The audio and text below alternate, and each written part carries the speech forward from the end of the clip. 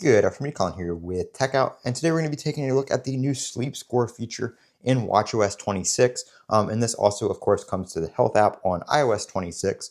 So we're going to take a look at this and see what's new. Now, this is in addition to the sleep features that were already on the Apple Watch, and you now get a sleep score. So I'm showing you guys on my iPhone here because it's a little bit easier to see in video, but you can also add an Apple Watch complication right here for your sleep score that will show your previous night's score right on your watch face.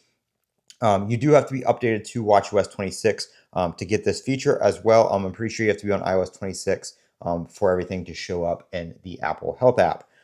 So we can see here today, September 11th. I did not wear my watch to sleep last night because I'm off today, so it was on the charger. So I don't have anything for today. But you can see if we view on the sleep score chart here, I did have it on the previous night, and we can see that my sleep score is high. It also gives you a number on, excuse me, gives you a number on the watch and on the app. I'm not too sure how to see that now. It'll usually show up right in the little circle there when it is current, but it just gives you kind of like a medium, low, high kind of deal. We can also see your sleep right here. This is pretty much the same sleep stuff that you would see before. This is kind of the first generation stuff right here, where it would just show you your sleep amounts and stuff like that, and give you your highlights like breathing disturbances and stuff like that, as well as your vital data right here. Again, nothing in there because it didn't record anything last night because I wasn't wearing it. But the new thing right here is, of course, like I said, the sleep score, and you're scored based on duration, your bedtime, and interruptions.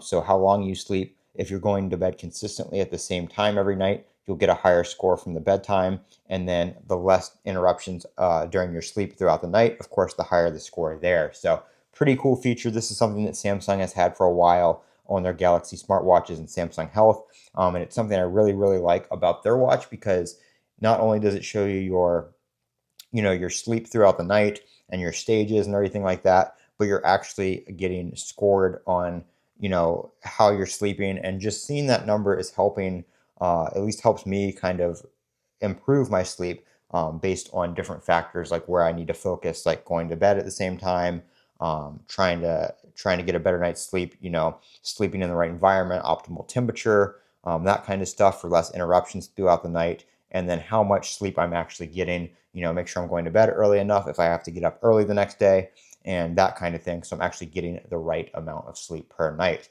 And that's something that really helped on the Galaxy Watch. So I'm glad that iOS 26 and watchOS 26 has brought that feature to the Apple Watch and iPhone. So we'll be trying it out here. I just want to show you guys that. Of course, watchOS 26 does come out on September 15th. So if you guys update to that, you'll see all these new features in there. I'm Colin with Techout. Don't forget to comment, rate, and subscribe. And as always, have a great day.